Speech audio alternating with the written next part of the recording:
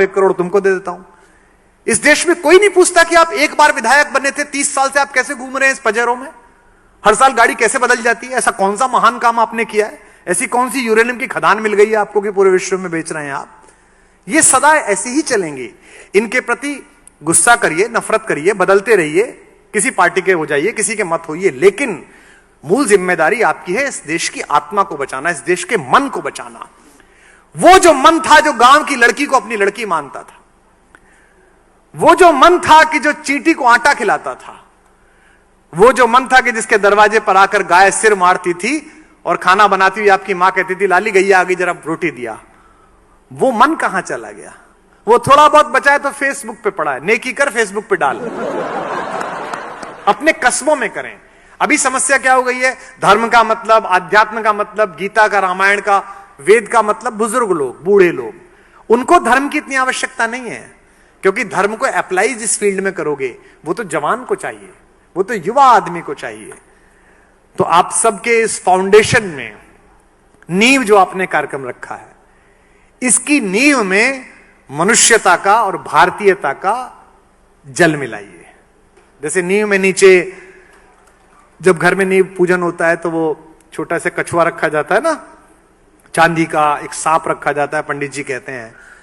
तो इसके नीचे भी जो आप अपनी फाउंडेशन बना रहे हैं और जो लोगों की फाउंडेशन आप बनाने तैयार करेंगे, मैं आपको इनवाइट करता हूं और आपको बता दूं, अगर केवल 10 साल कोशिश कर ली, 20 साल कोशिश कर ली, तो मैं दावे के साथ कह सकता हूं कि अगर 19वीं शताब्दी इंग्लैंड की थी, 20वीं शताब्दी अमेरिका की थी और हम लोगों ने 25 साल मेहनत कर ली, तो अगली 4-5 शताब्दियां हिंदुस्तान की होने वाली है, भारत की होने वाली है। क्योंकि सपने जीने वाला देश है, युवाओं का देश है, चिंता करने वाला देश है। अब तो साइंस भी कहती है कि लॉजिक और मैथमेटिक्स ब्रेन की जिस सेल से एक्टिवेट होते हैं उसके लिए बेस्ट एटमॉस्फेयर इंडिया में है। इसलिए वो क्या कह रहे हैं आपसे, स्कूलों में से मैथमेटिक्स हटा दीजिए। मैं एक सूचना आपको और दे दूं चलते चलते, अभी मैंने पहली क्लास से लेके 8वीं क्लास तक की हिंदी की किताब लिखी, तो कुछ ज्ञानियों ने मुझे कहा कि आपने 8 किताबें लिखी, इतनी मेहनत करी क्यों की, इससे तो आप कोई और किताब लिखते, रॉयल्टी में 5 करोड़ 10 करोड़ रुपए मिलते, इसमें तो कुछ मिलेगा नहीं, स्कूलों में भेजेंगे इनको। मैंने इसलिए वो किताबें तैयार की और इसलिए लिखी कि मैं किताब देख रहा था, बच्चे को कविता सिखाई जा रही थी, 10 साल की छोकरी लिए आम की टोकरी। Have you heard that? देती नहीं आम है, बताती नहीं दाम है। एक छोटे बच्चे को आप सिखा रहे हैं कि लड़की को छोकरी कहा जाता है। एक बुढ़िया का फोटो था, उस पर लिखा था कि बुढ़िया दादी दिन भर बकबक करती, काम नहीं है कुछ भी करती दादी। आप क्या सिखा रहे हैं? फिर उसके बच्चे भी इस दिन आपके लिए कहेंगे कि दादी दिन भर बकबक करती, फिर आप कहेंगे बच्चों को कुछ सिखाया नहीं है, क्योंकि आत्मा का इंटेक ही दूषित कर दिया। और मैंने इतनी रिसर्च की जी, इतना ज्यादा मैंने शोध किया कि मैंने एक छोटी सी कविता लिखी कि गर्मी में टिंकू दादी के घर से बीज घिए का लाया, आंगन के कोने में उसने जाकर बीज दबाया, पूरे घर ने मिलकर उसको खाद और पानी पिलवाया। ऐसी मैंने कविता लिखी। रात को सोचे सोचते मैंने सोचा ये तो गलत लिख दिया, दादी कैसे लिख दिया।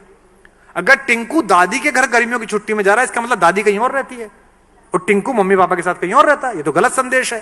तो फिर मैंने उसको सही करवाया कि छुट्टी में नानी के घर से, क्योंकि नानी तो फिर भी मामा के साथ रह लेगी, दादी तो बाप के साथ रहनी चाहिए। अगर दादी बाप के साथ नहीं रहती फिर कैसा घर है।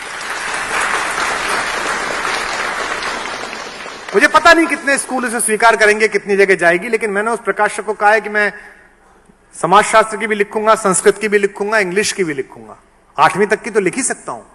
और उसमें विशेष रूप से मनोवैज्ञानिकों का परामर्श लिया कि क्या लिखा जाना चाहिए, क्या क्या इसमें चित्र बनने चाहिए, क्योंकि हमारे बचपन से ही हमारी जवानियां प्रभावित हैं और हमारी जवानियों से हमारे बुढ़ापे प्रभावित हैं।